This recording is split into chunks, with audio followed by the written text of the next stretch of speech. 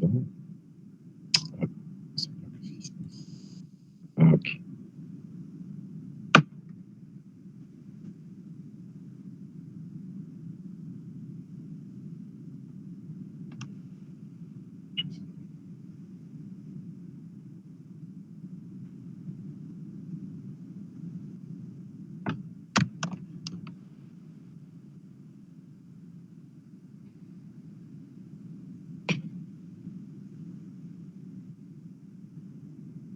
Voilà. Donc, salam alaikum, bonjour tout le monde.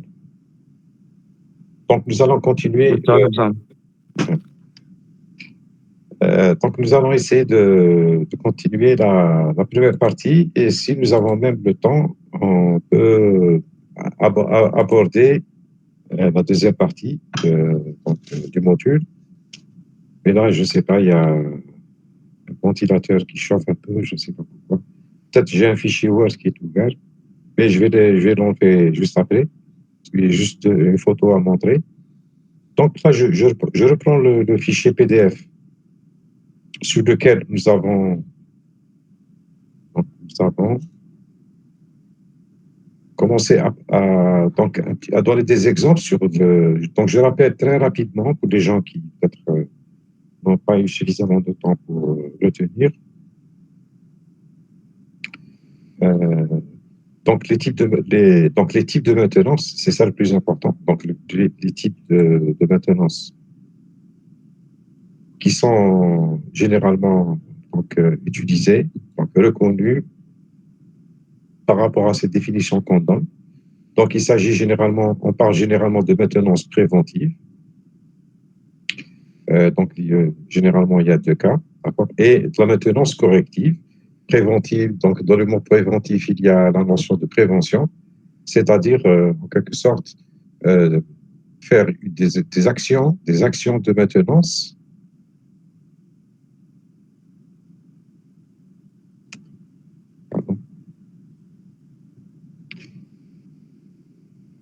bien, je ne sais pas. Donc, ce qu'il faut bien retenir généralement, d'après la définition,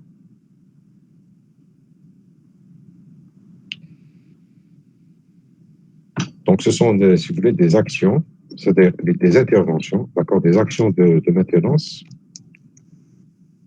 avant défaillance. Donc là, c'est quand on parle de maintenance préventive.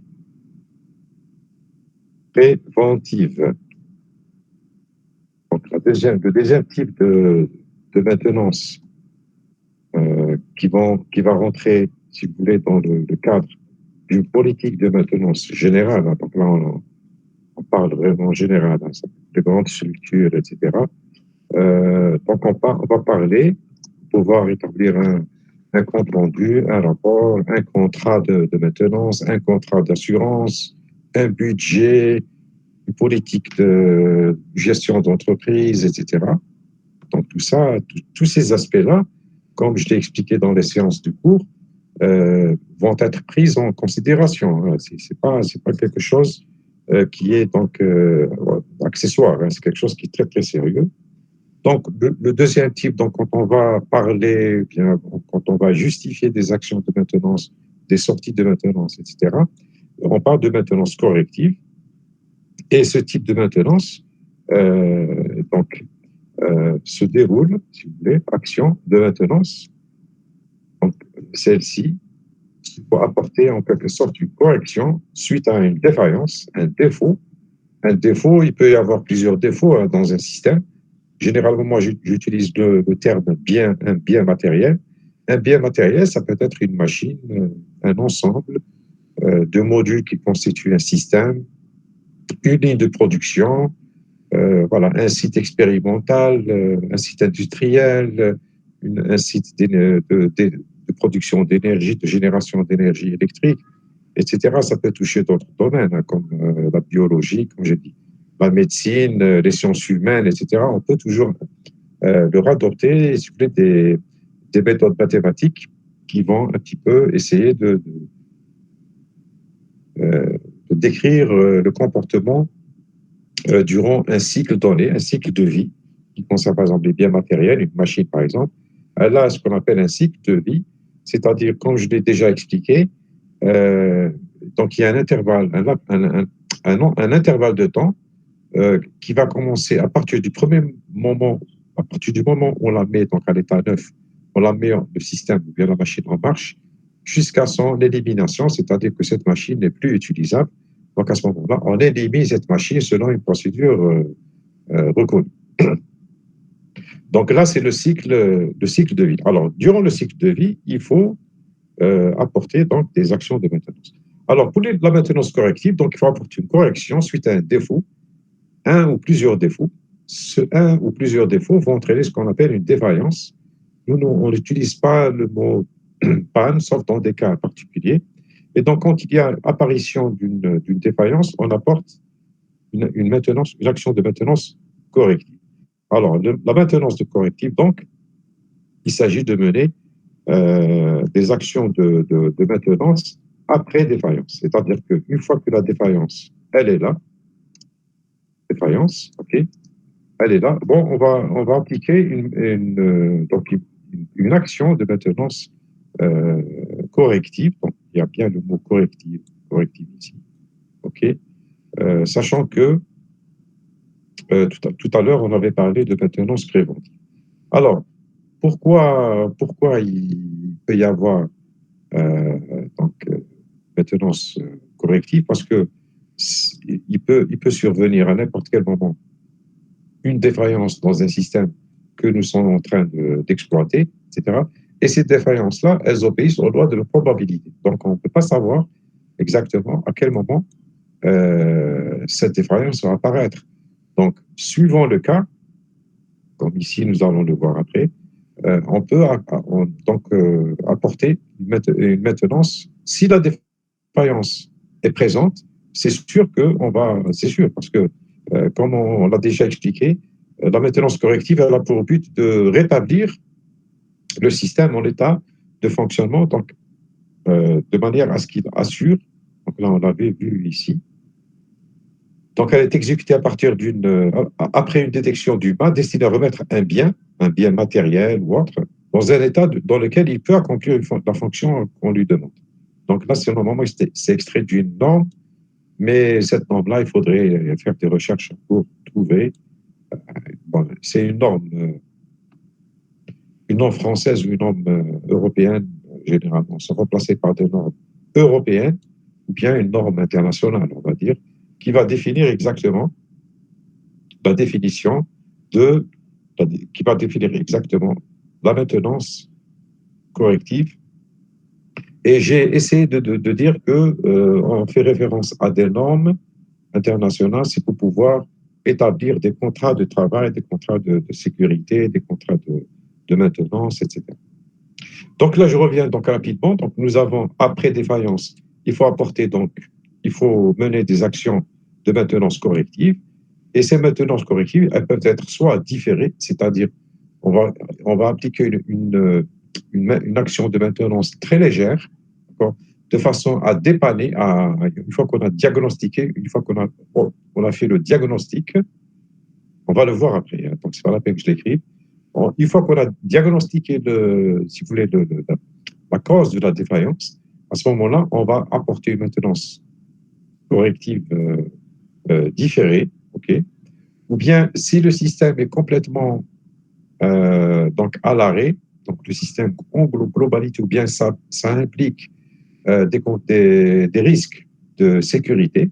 Donc à ce moment-là, nous faisons une action de maintenance corrective d'urgence, c'est-à-dire que le système est mis à l'arrêt, on prend toutes les dispositions pour que justement on fasse la réparation carrément de l'élément, une fois qu'il y a l'élément défectueux, défaillant, une fois qu'il a été diagnostiqué. L'autre type de maintenance, ce sont les maintenances préventives.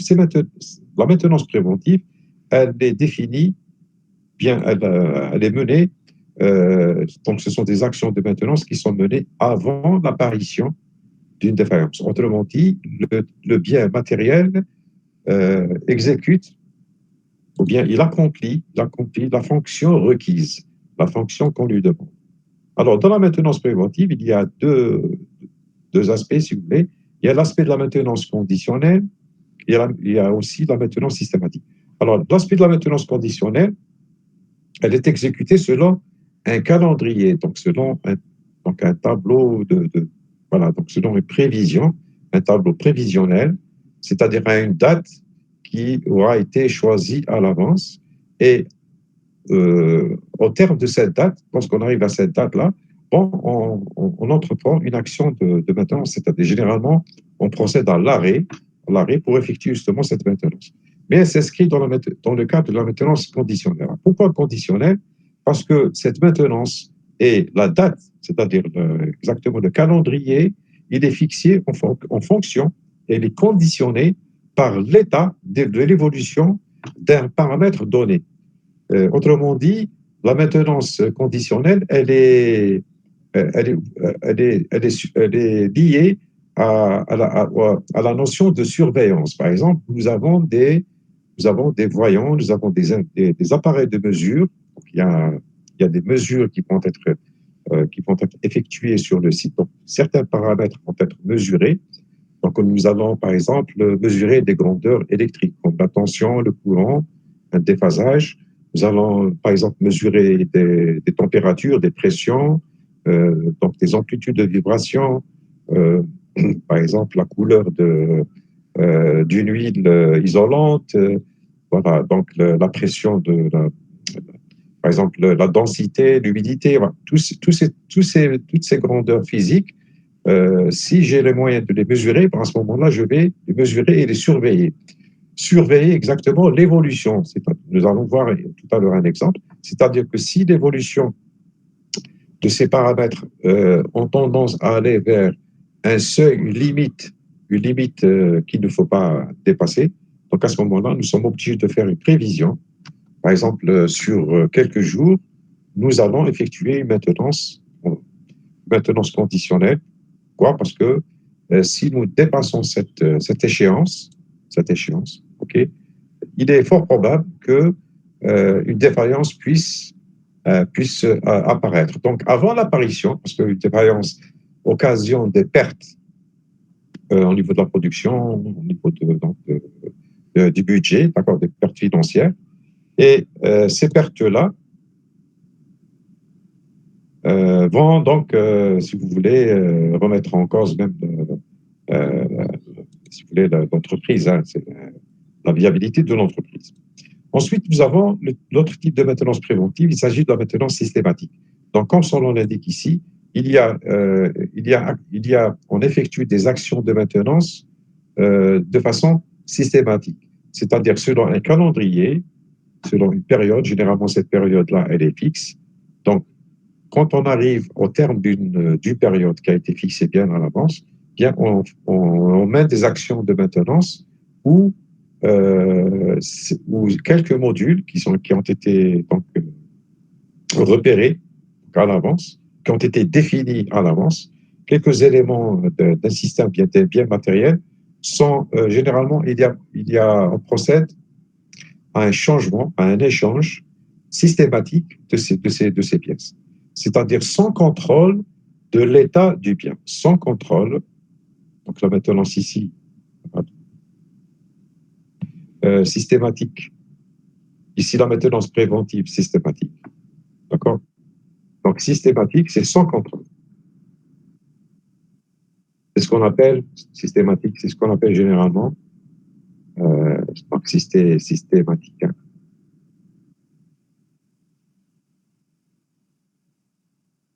Donc elle est effectuée sans contrôle du bien, de l'état du bien, sans contrôle de l'état du bien. C'est ce qu'on appelle généralement la révision, ok, donc, l'état du bien. C'est-à-dire que même si le module que nous essayons de regarder, sur lequel la maintenance préventive systématique, elle va agir, même si d'apparence, il ne présente pas disons, de signes comme quoi il y a des usures, donc il n'y a pas de signe d'usure, et il n'empêche pas que ce module-là doit être changé. Pourquoi? Parce que il a dépassé la période d'utilisation normale, d'accord? Donc, il y a une action de maintenance systématique. Pourquoi? Parce que c'est pour diminuer le risque de défaillance plus tard. Autrement dit, augmenter, d'accord, diminuer la probabilité de défaillance, ça veut dire augmenter la probabilité de fiabilité. C'est-à-dire que le système, on tend vers un système qui est beaucoup plus fiable que si on n'effectue pas une maintenance préventive systématique. Voilà donc en gros. Ensuite, nous avons donné des, je ne sais pas si tout le monde suit correctement. Bon, là, c'est des définitions qui sont généralement liées à des notions de l'industrie. Dans l'industrie, bon, comment généralement on l'utilise. Là, on a expliqué comment, quelle est, si vous voulez, la contrainte, on va le voir après, pour définir la période de la maintenance systématique. On avait dit il ne faut pas appliquer une politique de maintenance préventive à outrance, c'est-à-dire à une fréquence trop élevée, d'accord? Parce que ça va augmenter le budget consacré à la maintenance et donc le produit de revient, bien le produit de l'exploitation devient prohibitif, c'est-à-dire qu'on ne peut pas supporter les frais de la maintenance, donc on est obligé de trouver une solution. Par contre, par contre, si on fait, si on effectue des actions de maintenance préventive, donc à des périodes qui sont très longues, donc il est probable que, par exemple, au niveau de la production, il va y avoir des retours au niveau des unités. Il y a des unités qui vont, par exemple, si nous avons une ligne de production, le produit final présentera beaucoup de défauts. Alors, au niveau des clients, il va y avoir des retours, ce qui engendre donc des remboursements, plus de l'assurance qui ne rembourse pas, plus le service de maintenance qui va facturer donc des prix à des prix qui sont menés, si vous voulez, qui sont menés à. Ce ne sont pas un contrat de longue durée, mais voilà, donc c'est ponctuel. Donc, quand l'action de maintenance est ponctuelle, elle revient excessivement cher. Donc, à ce moment-là, il faut réfléchir à définir la période de maintenance. Bon, nous allons laisser, voilà, donc nous sommes ici, par exemple, dans le premier cas, on va définir, par exemple, on va surveiller l'état du bien dans le temps et nous définissons l'état 1 comme quoi c'est un état où il n'y a pas présence de défaillance, tandis que l'état 0 va présenter un état de défaillance, donc un arrêt, par exemple, de production, bien un état de panne, s'il s'agit d'un bien, par exemple, matériel, n'effectue pas sa fonction qui lui a été demandée. Alors, la maintenance préventive du type systématique, donc nous avons défini, je ne sais pas si ça n'a pas été. Ah oui, donc voilà, donc c'est un texte. Donc, nous avons défini une période dans le temps, donc une période T. Généralement, cette période, lorsqu'elle aura été choisie, on la garde constante. Donc, à des intervalles constants, qu'est-ce qu'on fait? Bon, au terme d'une période, on procède à l'arrêt pour effectuer l'intervention avec des périodes constantes. Donc, on effectue des interventions.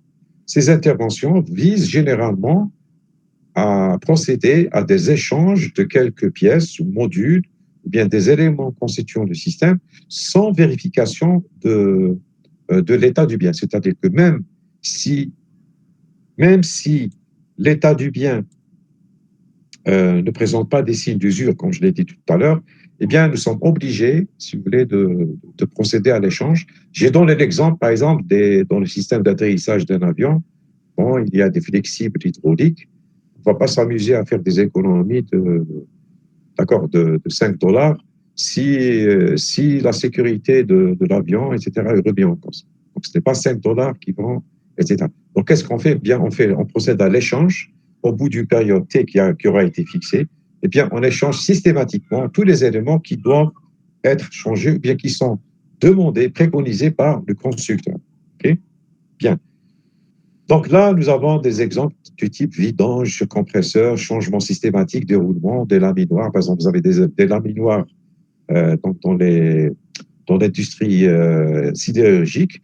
Les laminoirs sont donc des rouleaux en acier qui sont soumis à des couples d'accord, de plusieurs milliers de newtons-mètres, et donc les efforts vont agir sur les roulements, et ces roulements-là sont généralement, ils vont souffrir, et donc il faut essayer de définir une politique de maintenance systématique à des périodes que le constructeur va vous conseiller, et vous procédez à la maintenance pour diminuer justement le risque d'avoir des pannes. Maintenant, la maintenance conditionnelle, comme je l'ai dit tout à l'heure, donc c'est la maintenance conditionnelle, elle est du type préventif, mais conditionnelle. À ce moment-là, la maintenance conditionnelle,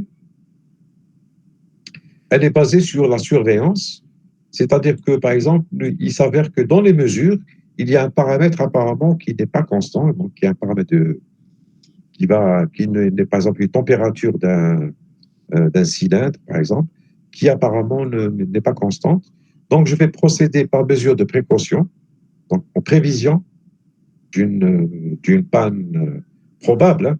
Hein. Donc, je vais faire des mesures ici à des intervalles qui sont fixes, donc à intervalles réguliers. Je fais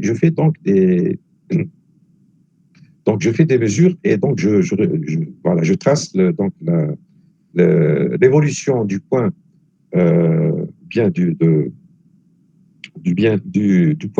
paramètre significatif en fonction du temps. Okay.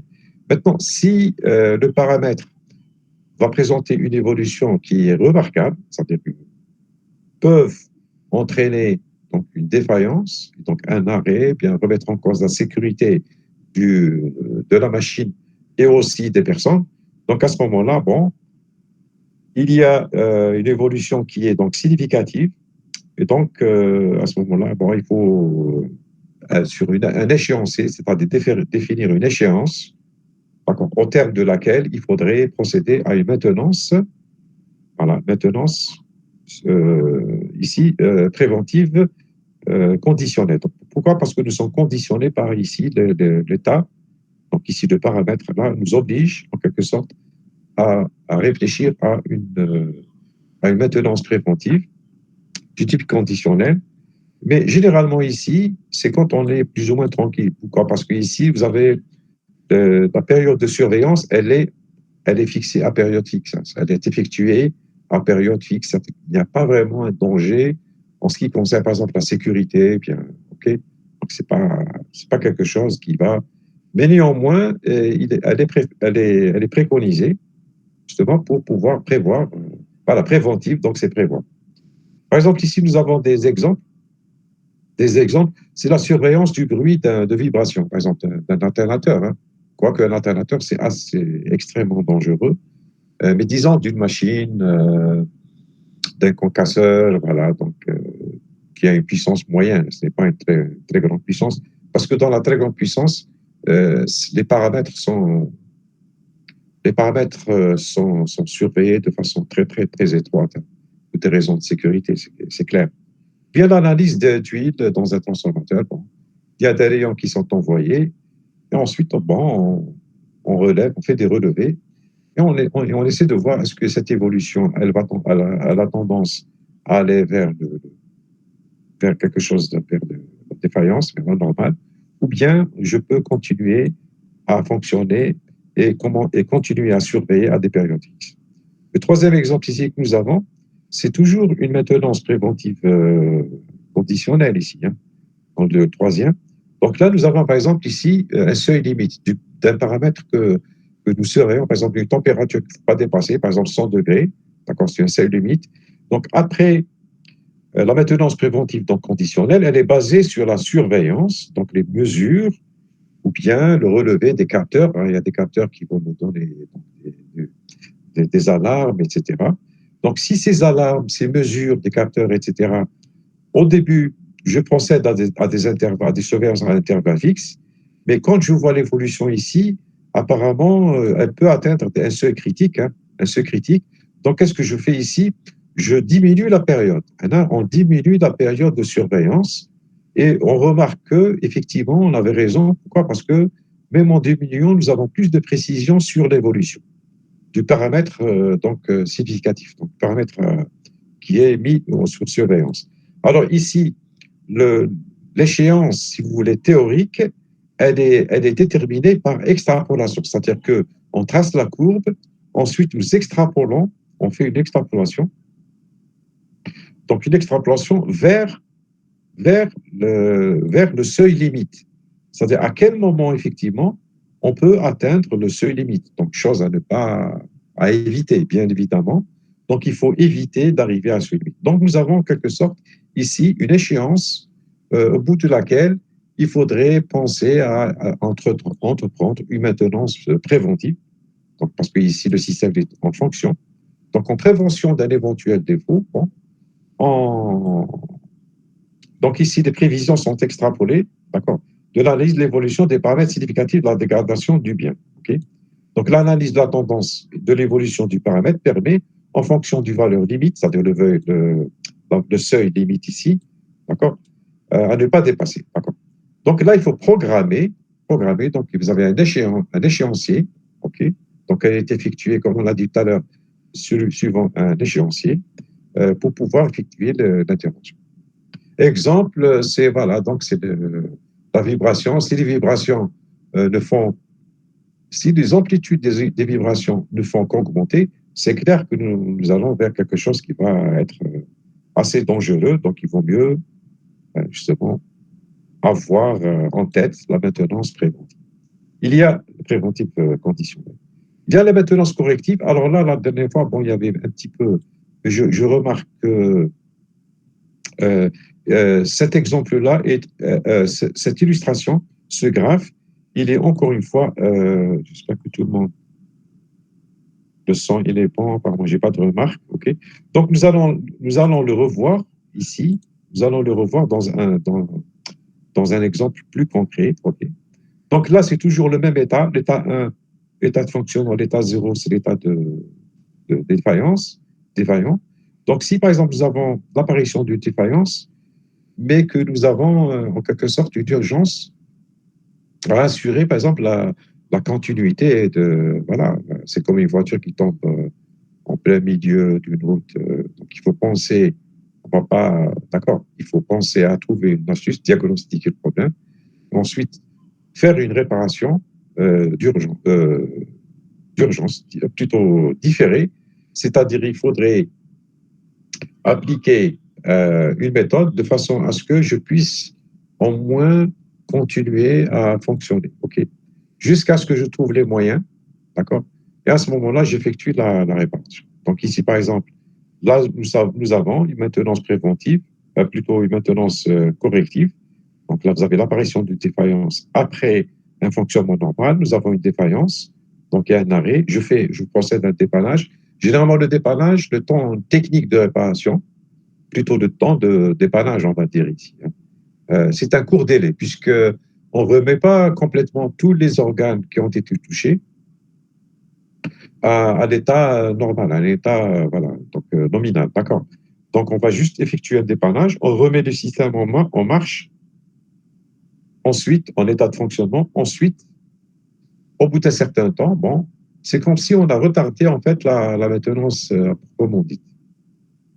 Donc, au bout d'un certain temps, bon, on va faire un arrêt pour effectuer justement une réparation globale du système. Ensuite, on le remet. Okay. Alors ici, comme je l'ai dit tout à l'heure, plutôt la dernière fois, bon, même s'il n'apparaît pas, je ne voulais pas compliquer ce diagramme, mais en réalité, dans ce diagramme, il peut y avoir, ici par exemple, il peut y avoir des interactions, c'est-à-dire que je peux avoir des interactions comme ceci, je peux avoir des interactions comme cela. Okay. C'est-à-dire que je peux, à partir d'une maintenance différée, je peux attendre la maintenance systématique. Par exemple, si j'effectuais ici maintenance corrective d'urgence, d'accord. Par exemple, supposons que vous avez une maintenance, pardon, supposons que nous avons ici une maintenance préventive le 30 du mois, ok, et que ici une panne est apparue le 28. Bon, on ne va pas tellement se casser la tête. Pourquoi? Parce que le 30 du mois, il y a une maintenance préventive systématique. C'est-à-dire que de toute façon, quand on va arriver ici, à cet intervalle de temps, ok, il va y avoir une maintenance préventive systématique. Donc, il y a une interaction, en quelque sorte, entre une maintenance corrective et une maintenance préventive. Bon, ceci, c'est pour, bien sûr, économiser au niveau du budget. C'est-à-dire qu'au lieu d'utiliser 2 fois la pièce, on va l'utiliser une seule fois.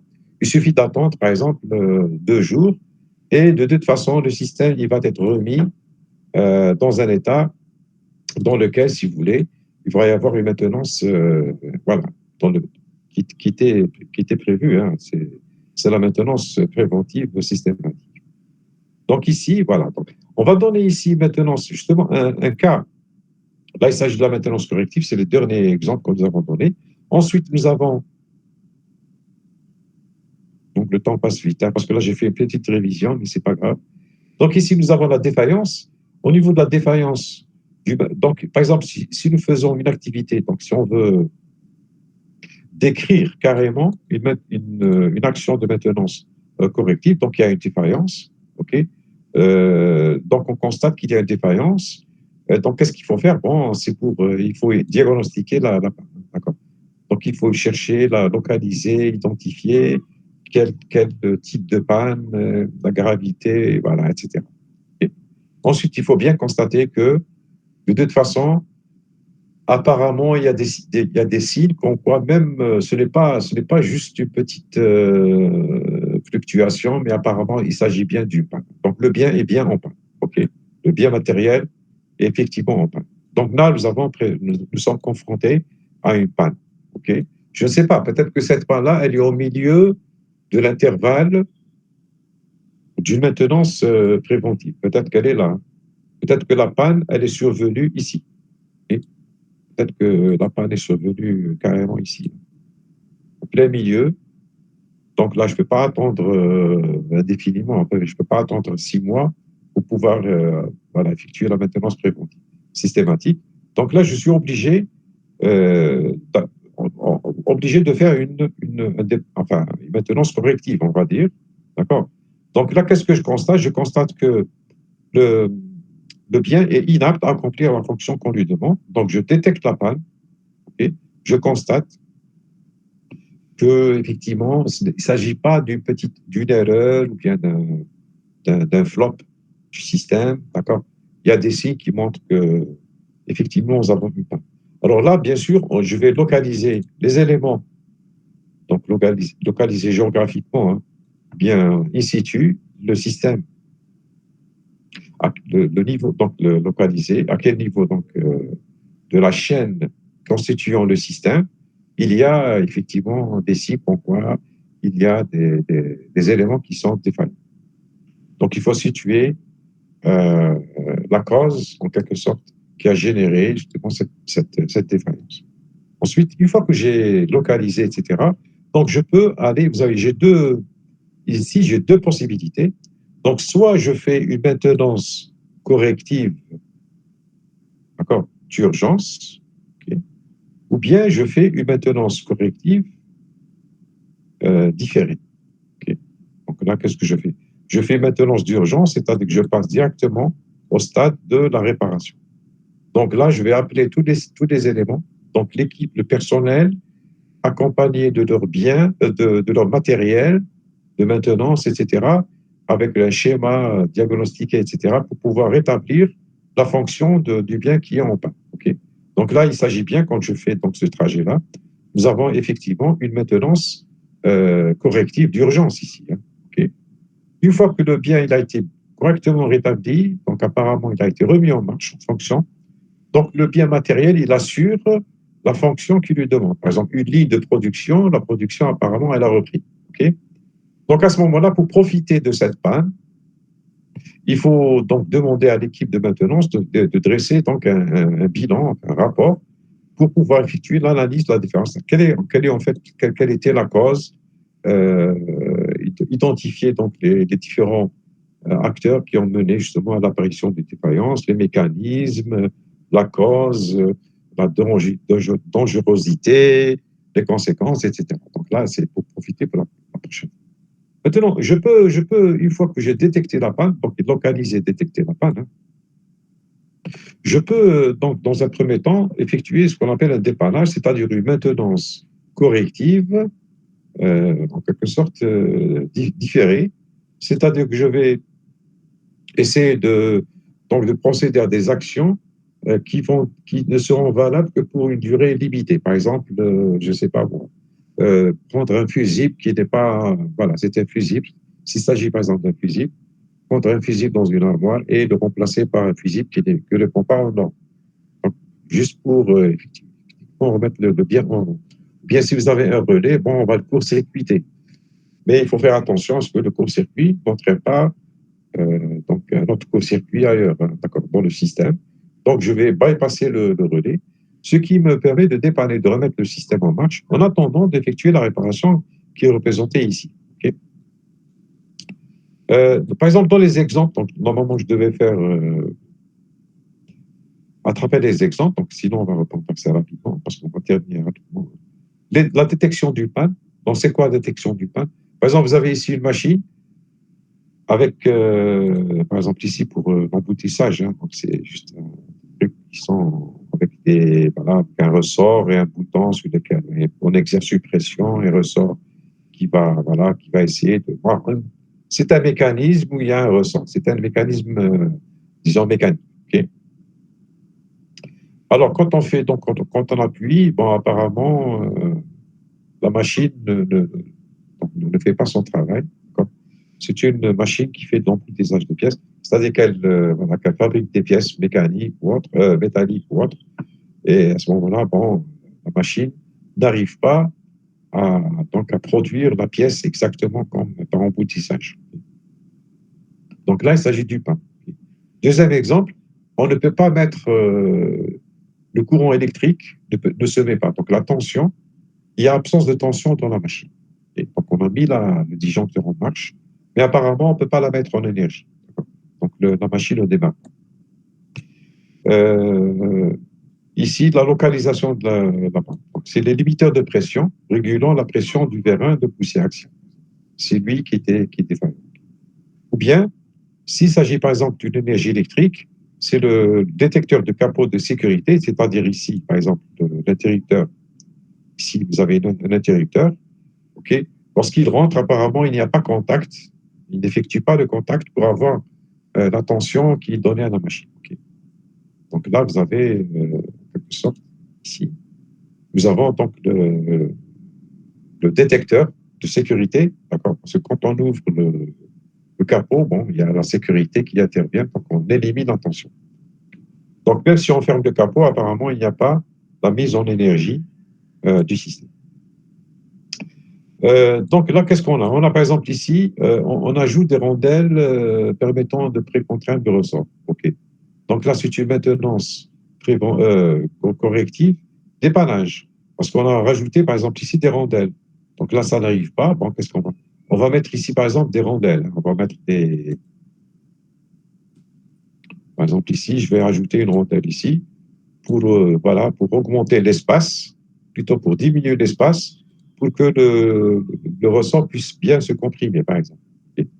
Ou bien, dans le cas de la panne électrique, on va shunter le détecteur, c'est-à-dire qu'on va le bypasser, ce qui permet de mettre la machine sous tension. Mais ce n'est pas une maintenance, ce n'est pas une réparation. Okay, ce n'est pas une réparation. C'est un dépannage. Ensuite, pour effectuer justement la réparation, bon, dans le premier cas, il faut changer le ressort. D'accord. Ce ressort-là, vous devez donc démonter l'ensemble et procéder au changement du ressort. Donc là, vous avez fait pratiquement une réparation. Hein. C'est une réparation. Donc voilà. Ou bien le deuxième, c'est bon, tout simplement démonter donc, le détecteur et tout simplement le remplacer par un détecteur qui est neuf. Et tout ça, et vous remontez l'onde. Ensuite, il faut faire une analyse. Finalement, le ressort de tarage était usé. Donc, le ressort, donc la constante de raideur, elle a diminué. Donc, la pression n'était pas suffisante. Donc là, il faut l'inscrire dans le rapport. Comme ça, la prochaine fois, on sait de quoi il s'agit, par exemple. OK. Ou bien la maintenance électrique. Bon, le détecteur n'a pas fonctionné. L'interrupteur n'a pas fonctionné parce que la machine a subi un choc dans son histoire au cours de son utilisation. Nous allons maintenant, s'il n'y a pas de questions, nous allons aborder deux choses.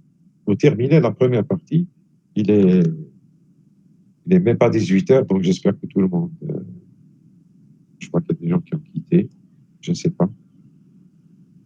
On va voir deux choses. La première chose, il s'agit de ce qu'on appelle les échelons de la maintenance. Donc là, on en parle beaucoup dans, dans le domaine, dans le monde de la maintenance industrielle.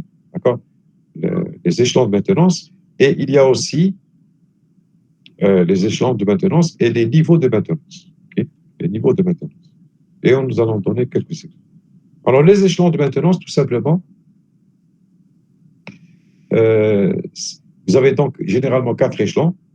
Quatre échelons, c'est-à-dire est-ce que les actions de maintenance, parce que derrière la maintenance, il y a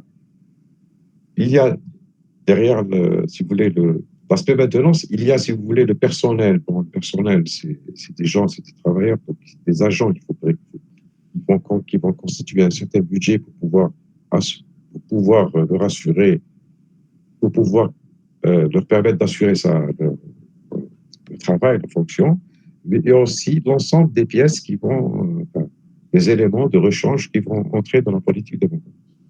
Alors, il y a deux cas. Soit ces actions de maintenance, elles ne sont pas très éloignées du site dans lequel, bien du bien qui est concerné par la maintenance, ou bien les actions de maintenance, elles sont menées par des acteurs qui sont externes, carrément externes. Par exemple, une société de maintenance, une très grande société de maintenance spécialisée dans la maintenance dans un domaine, par exemple, dans l'électrique, hydraulique, mécanique, etc.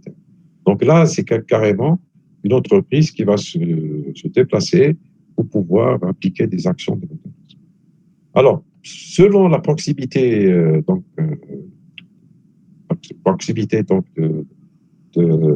des actions des acteurs de maintenance par rapport au bien matériel, bien nous allons définir si vous voulez, des échelons de maintenance. Par exemple, le premier échelon, c'est quand c'est l'exploitant du bien qui effectue, par exemple, une défaillance qui apparaît, donc il va essayer d'effectuer des actions, une maintenance, une réparation, on va dire directement. Par exemple, c'est un exploitant, donc c'est un entrepreneur qui possède une ligne de production. Bon, donc c'est lui-même, d'accord, avec un auxiliaire. Donc, il va rechercher donc, un collègue avec lequel il va donc essayer justement de faire une action de maintenance, un dépannage, etc., pour pouvoir assurer la production dans sa ligne de production. Et ça ne nécessite pas un outillage, des appareils de mesure, de détection très, très, très, très sophistiqués. D'accord? Ça, c'est le premier échelon. C'est-à-dire, à la limite, ce n'est pas aussi grave que ça. Deuxième échelon, donc c'est carrément un technicien qui est, en quelque sorte, qui est affecté à la ligne de production, donc il est affecté carrément à la surveillance et à la maintenance au cas où il y a une défaillance. Donc c'est toujours lié, ce technicien-là, il est en quelque sorte relié, donc il fait partie, si vous voulez, de la ligne de production, donc globalement de l'entreprise. Avec un outillage qui est connu de tout le monde, donc que tout le monde peut posséder. Donc il ne s'agit pas aussi... Donc c'est un outillage, on va dire, léger. Le troisième échelon, donc on va passer à un autre échelon qui est supérieur, qu'on appelle l'échelon 3. Donc là, on va carrément faire appel à un technicien spécialisé. Peut-être que c'est quelqu'un qui a l'habitude justement de ce genre de processus, etc. Donc il peut faire effectivement un diagnostic, parce que là aussi c'est important, de faire un diagnostic assez rapide, parce qu'il y a une économie de gain de temps. Okay, et ensuite la mise en état de fonctionnement assez rapide et, disons, de façon assez fiable. Okay. Donc là aussi, le technicien spécialisé, il peut plus ou moins faire partie de l'entreprise, ou bien un atelier qui est situé au sein de l'entreprise. Maintenant, s'il y a des actions de maintenance qui dépassent un peu ce cadre, on va faire appel carrément à une entreprise extérieure. Hein, généralement, c'est des entreprises qui sont assez importantes, on va dire, hein, au niveau de la compétence. Donc, il y a des frais qui sont engagés, c'est clair. Et donc, cette entreprise-là va dégager une équipe technique spécialisée dans... Voilà. Raison de plus, si elle est spécialisée dans le le type de maintenance qu'on leur a demandé. Bien sûr, cette équipe va utiliser des moyens quand même qui quand même coûtent un peu cher. D'accord. Donc, chose que peut-être l'entreprise ne peut pas posséder, mais que l'entreprise de maintenance peut justement effectuer. Donc là, nous avons 4 échelons, l'échelon 1, l'échelon 2, l'échelon 3, l'échelon 4, à partir, disons, de la maintenance la plus simple, la plus rudimentaire possible, jusqu'à celle qui va jusqu'à demander l'aide d'une entreprise spécialiste. Donc là, ce sont les 4 échelons de maintenance.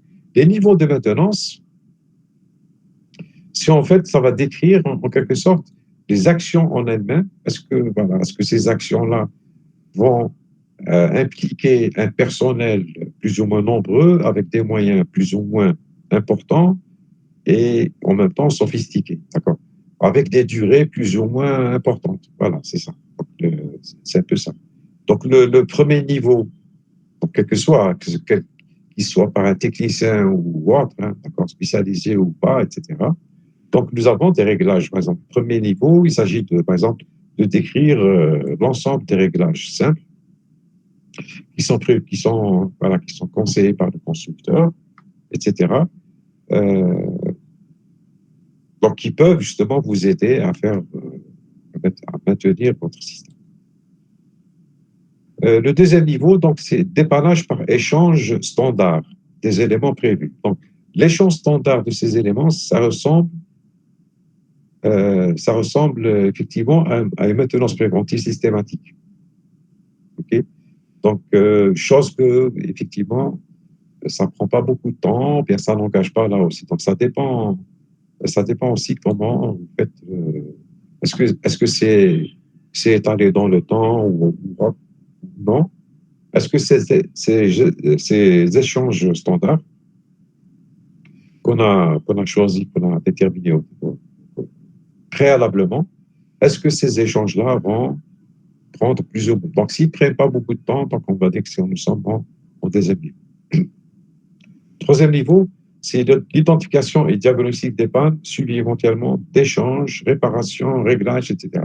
Donc là, nous sommes en présence carrément d'une panne qui est un peu sévère, d'accord? Eh bien, sévère, il faut d'abord faire un diagnostic. On ne va pas chercher, euh, comment dirais-je, en tâtonnant. C'est pas un tâtonnement qu'il faut faire, mais il faut voilà, procéder de façon méthodique, procéder donc à un diagnostic, ensuite l'échange voilà, de tous les éléments qui peuvent mener à une grave défaillance, effectuer les réparations, etc.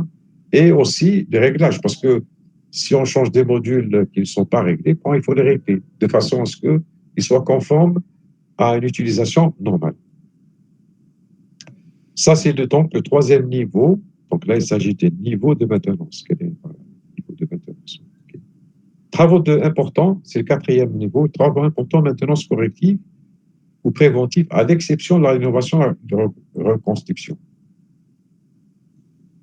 Donc là, en quelque sorte, on peut imaginer que nous avons donc une défaillance qui a touché d'autres, voilà, donc, des éléments qui ont peut-être eu des conséquences sur d'autres éléments.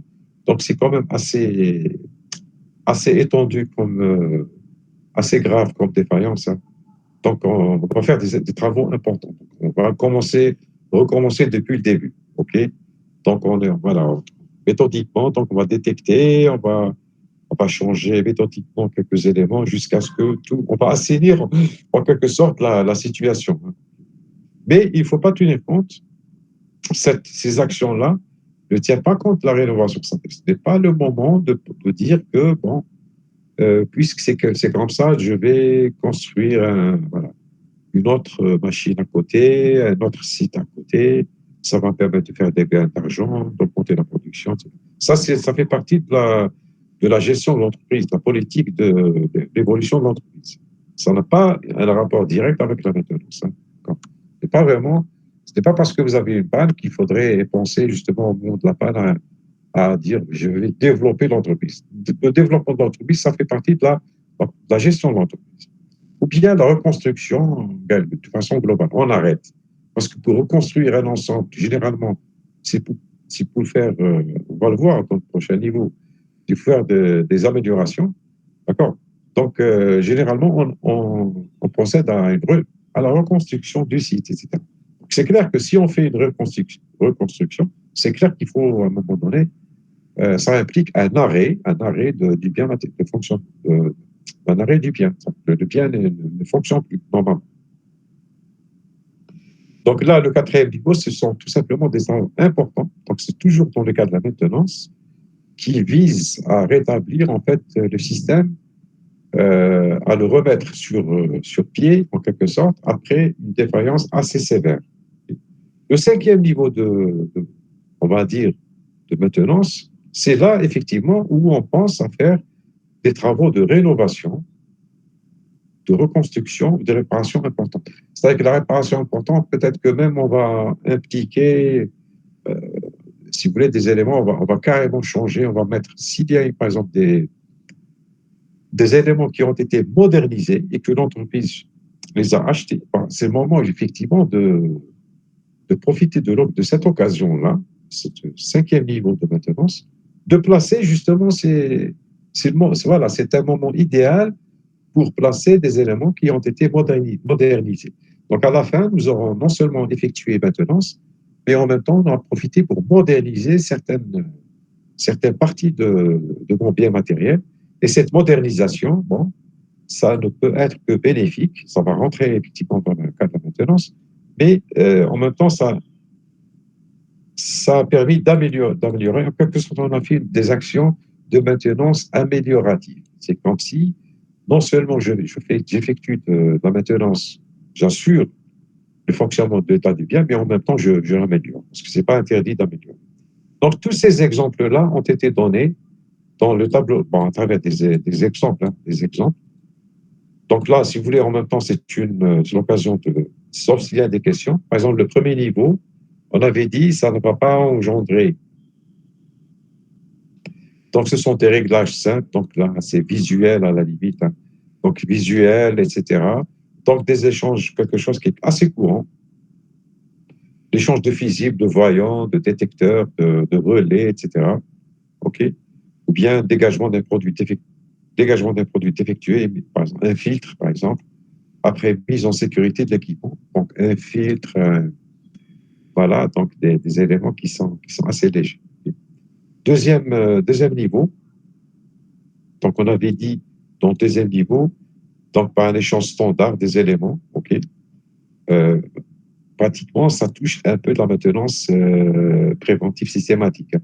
Par exemple, graissage, bon, vous avez un graissage tous les 2 mois. Bon, donc on va faire tous les 2 mois un graissage des paliers. Les paliers, ce sont les roulements des systèmes de rotation, en rotation, par exemple, un habit noir ou voilà, un système machine tournante. Contrôle du bon fonctionnement, donc on va relever des paramètres d'info de traitement thermique, remplacement de l'électrovanne sur un système de serrage de pièces. Donc là, l'électrovanne, elle est carrément remplacée, elle est changée, elle est remplacée. Donc ça, c'est le deuxième niveau. Troisième niveau, qu'est-ce qu'on a dit? On a dit identification diagnostic, dépenses, suivi éventuellement d'échange, réparation, réglage. Donc ici, remplacement du bombite de contacteur. OK? Il y a une surtension. Bon, on ne va pas laisser l'isolant se dégrader. Donc, on procède à une maintenance pratiquement systématiquement en change. OK? Donc, il y a systématiquement un échange. Hein, OK? Bon, en réglage, comme on a dit tout à l'heure, peut-être qu'un relais ne fonctionne pas exactement avec l'autre. OK? Puis un appareil de mesure, il faudrait régler selon les grandeurs pour mesurer. Donc, il faut mettre les calibres, voilà, régler les horloges, remettre tous les compteurs à zéro, etc., etc. Le quatrième niveau, on avait dit, quatrième niveau, donc c'est des travaux importants, hein, donc qui sont correctifs ou préventifs, hein, qui sont assez importants. Il ne faut pas parler de reconstruction. Donc là, c'est la révision générale d'un compresseur. Donc là, on arrête pendant la période des congés, on démonte tous les cylindres, les connecteurs électriques, le roulement, etc. On démonte, OK, on vérifie, on répare ce qui a été constaté. Ensuite, on fait une repose, c'est-à-dire un remontage, une repose, dépose, repose, réglage d'un treuil de levage, par exemple, système de levage. Voilà, donc comme j'ai dit tout à l'heure, donc les connecteurs électriques, tout ça, il faudrait démonter tout ça et voir. Donc ça, c'est le quatrième, et là, pratiquement, on peut imaginer que nous avons du temps, par exemple, la période des congés. D'accord, la période des congés, bon, il y a des équipes de maintenance qui vont effectuer ce travail. Maintenant, si l'entreprise elle a un budget conséquent, bon, elle est bien, elle a un budget assez important, donc elle va faire une révision générale, l'amélioration, donc elle va acheter de nouveaux équipements qui vont enlever les anciennes technologies et la remplacer par une nouvelle technologie, par exemple, plus automatisée, par exemple. Et c'est sûr qu'à la reprise du travail, nous avons effectué maintenance du niveau 5, cinquième niveau, parce qu'il y a eu donc on a fait des extensions, par exemple, et là, donc, il faut parler de reconstruction et de réparation importante. Moi, je dirais aussi de modernisation et aussi d'amélioration. Donc, voilà en gros ce qui a été prévu dans le premier chapitre. Donc, on avait vu surtout l'étude de maintenance, à quel moment nous avons donné des exemples. Voilà, nous avons aussi montré donc l'évolution si vous voulez, l'évolution de ces actions-là dans le temps. Donc, à quel moment, comment on les appréhende, comment les décrire, quelles sont les actions à entreprendre, est-ce qu'elles sont du type d'urgence ou non. C'est-à-dire ici, ça peut vous guider vers le choix du type de maintenance à effectuer. Donc, ceci concerne, si vous voulez, la première partie.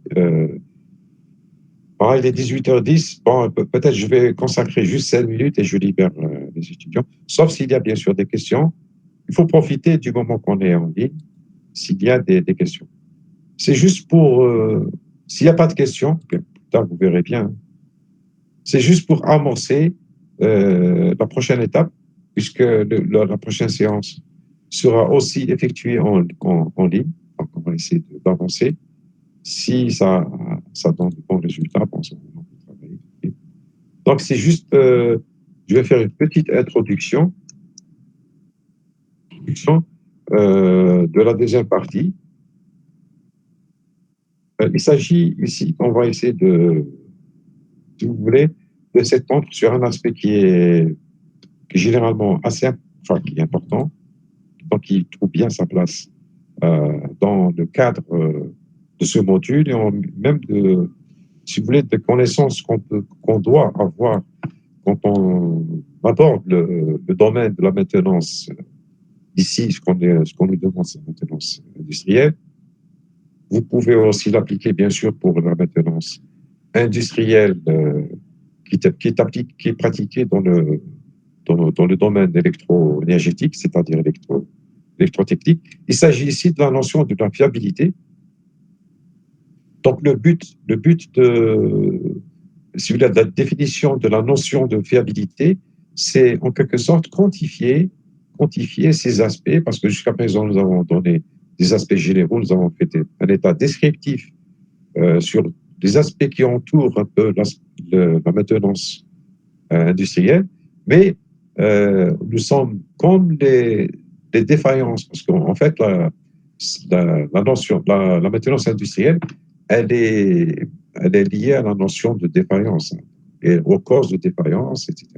Et aussi, elle est aussi liée à la notion de probabilité de survenue de cette défaillance dans le temps. Donc, il y a même le temps qui va intervenir. Okay? Parce que généralement, bien sûr, le cycle, le bien, il est exploité durant un cycle de vie bien déterminé. Okay? Donc, si nous avons par exemple une machine qui a été donnée par un constructeur qui vous dit que le cycle de vie, c'est 10 ans, bon, quand même, vous allez espérer que vous allez exploiter cette machine pendant 10 ans et non pas pendant une année. Sinon, vous êtes perdant. Okay? Mais vous ne pouvez pas aussi espérer que cette machine puisse aller au-delà de 15 ans. Okay? Donc, dans les 10 ans, c'est dans le cycle de vie. Alors, dans le cycle de vie, il faut savoir où est-ce qu'on en est, en fait. Et donc, il faut donner des chiffres, il faut quantifier ces aspects de de la maintenance. Et donc, on va aborder, si vous voulez, la notion de fiabilité. Je peux parler euh, d'un système, de mon système, est-ce que je peux parler d'un système fiable en ce qui concerne mon système, ou bien il est moins fiable. S'il est fiable, à quel degré, à quel pourcentage, okay? S'il est moins fiable aussi. Donc, on va aborder la notion de fiabilité et la notion donc ici, voilà, la notion de défaillance. Okay? Notion de fiabilité et la notion de défaillance, ou bien défiabilité, c'est ce qu'on appelle aussi. On va donner aussi quelques exemples de fiabilité. Donc, nous avons 1 minute. Bon, sinon, je fais juste une introduction. Donc, la fiabilité, c'est une des composantes essentielles de la qualité d'un. Bon, là, peut-être si on fait, si on parle de bien ou bien d'un produit qui a été, ce produit, hein, c'est le produit final. Donc, comment le qualifier? Okay. Donc, c'est une, voilà, qualifier. Donc, il faut donner la qualité. Donc, la qualité justement de ce produit-là. Donc, il s'agit donc de parler de la fiabilité. C'est un critère qui est fondamental pour leur élaboration. Donc, la fiabilité est la caractéristique d'un dispositif exprimé par une probabilité. Donc, là, il s'agit d'exprimer une probabilité. Pour que, justement, ce bien-là, okay, puisse accomplir sa fonction. La fonction requise, c'est la fonction pour laquelle il a été conçu. Mais cette fonction requise qu'on lui demande, qu'on prend comme référence, elle doit quand même répondre à des conditions d'utilisation. C'est-à-dire que la notion de fiabilité, elle est aussi liée aux conditions d'utilisation. Et aussi pour la période de temps, ou bien la fréquence, on va dire, hein, d'utilisation de ce produit, de ce bien.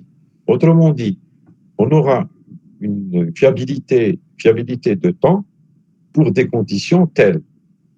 Si les conditions d'utilisation vont changer, il est presque certain que la fiabilité, la valeur euh, quantitative de la fiabilité va changer. Autrement dit, si les conditions ne sont pas respectées, il faut s'attendre à ce que, justement, donc ça c'est logique, hein, il faut s'attendre à ce que la fiabilité puisse, en termes de pourcentage, puisse diminuer.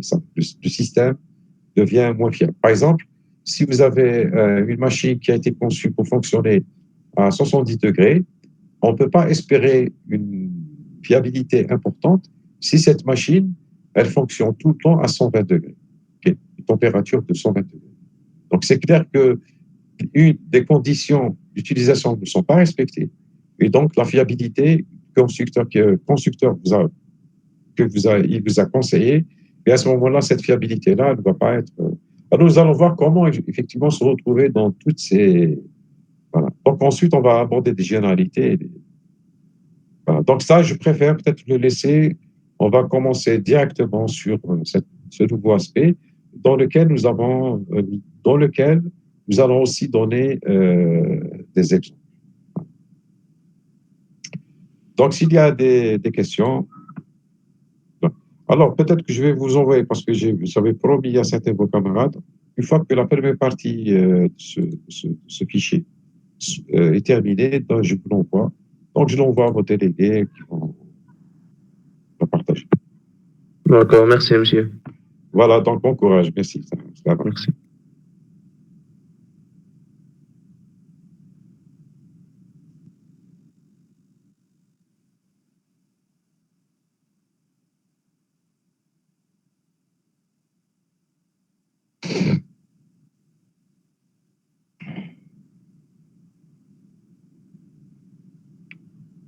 Voilà, ça va.